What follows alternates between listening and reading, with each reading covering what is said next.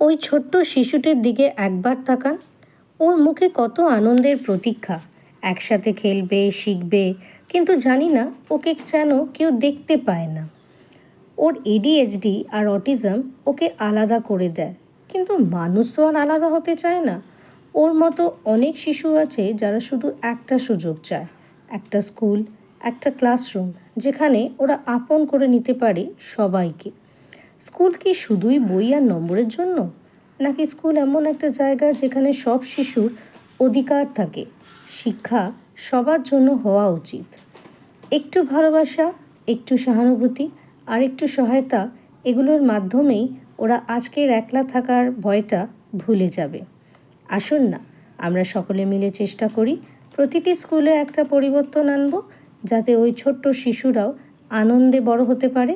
শিক্ষার অধিকার সকলের, ওরও।